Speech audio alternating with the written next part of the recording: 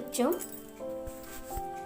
Need के निर्माण कविता के दूसरे भाग के वीडियो में आप सभी का स्वागत है। आज बाकी के पदों को समझ लेते हैं बच्चों। वह चले झोंके की कांपे, भीम कायावन भूधर, जड़ समेत उखड़ पुखड़ कर गिर पड़े टूटे बिटक पर। हाय तिनकों से भी निर्मित घोंसलों पर क्या ना बीती, डगमगाए जबकि कंकड़ ईंट पत्थर के महल घर। बोल आशा के विहंगम, किस जगह पर तू छिपा था, जो गगन पर चढ़ उठा था, गर्भ से निच वक्ष फिर नीड़ का निर्माण फिर नेह का आह्वान फिर। कवि हरिवंश राय बच्चन मनुष्य को जीने की प्रेरणा देते हुए अपने इस पद में कह रहे हैं, जब बड़े तूफान से पृथ्वी कांप उठती है, प्रचंड वायु प्रवाह से बड़े बड़े पहाड़ भी कांप उठे, बड़े बड़े पेड़ भी जड़ सहित उखड़ गए, पेड़ सब तहस नहस हो गए। हाय तब डाली पर जो तिनकों से बने हुए घोंसले हैं, उन पर क्या ना बीती हुई होगी। वो तो यहाँ से वहाँ पड़े होंगे, वे भी कहीं उड़कर तहस नहस हो गए होंगे। कंकड़ ईंट पत्थर से बने मजबूत महल जब ढह गए, तब घोंसलों का हाल कौन पूछता है।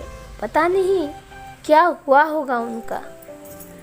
आंधी और रात्रि का अंधकार समाप्त होने पर चिड़िया जब आसमान में फिर से उड़ने लगी, तब उसे संबोधित करते हुए कवि पूछते हैं कि हे नए जीवन की आशा लेकर आसमान पर चढ़ जाने वाली चिड़िया, तू कहाँ छिपी थी।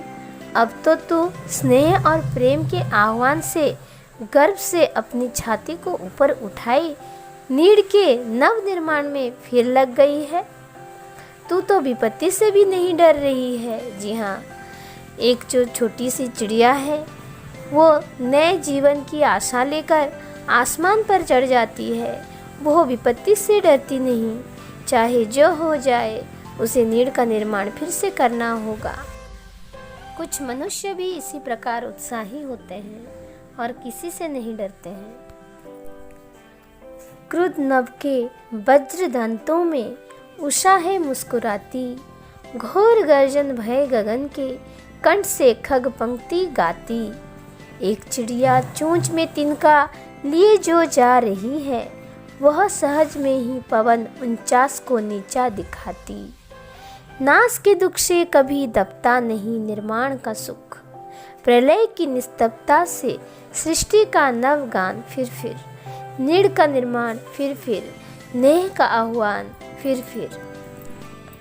रात में आंधी और अंधकार की भीषण ध्वंसकारी विपदाएं जब घेर आई थी, चारों तरफ विपत्तियां ही विपत्तियां थीं।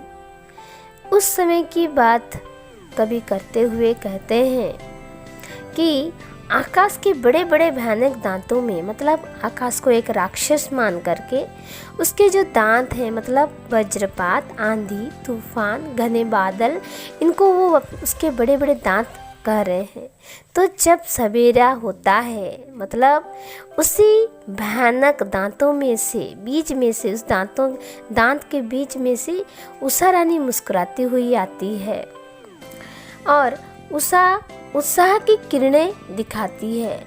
जो आसमान रात में भय दिखाकर घोर गर्जन कर रहा था, अब उषा के आगमन के बाद उसी आसमान के कंठ से पक्षी वृंद निर्माण के गीत गा रहे हैं।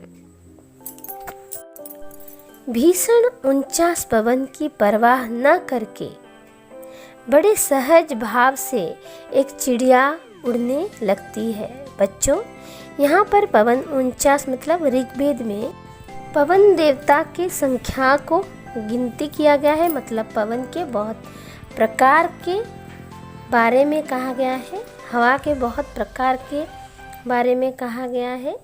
किस प्रकार हवा बहुत प्रकार हो सकती है, 49 रूप हो सकते हैं उसके। ऐसा कहा गया है। तो इस भयानक रूप के बारे में कहा गया है।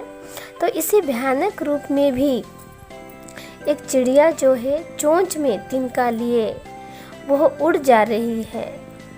वह फिर अपना घोंसला बनाने के काम में जुट जाती है। वह उस 49 पवन को भी नीचा दिखा रही है। उसके धैर्य और साहस के सामने 49 पवन का दर्प चूर्ण हो जाता है। नाश से दुख तो होता है, लेकिन उसको निर्माण या सृजन का सुख दबा देता है, नीचा दिखा देता है, प्रलय होता है, उसके चारों ओर सन्नाटा छा जाता है। लेकिन फिर से नई सृष्टि के गीत भी बार बार गाए जाते हैं। प्राणी मरता नहीं, बार बार जीतता है। इसी जीने को जीवन कहते हैं।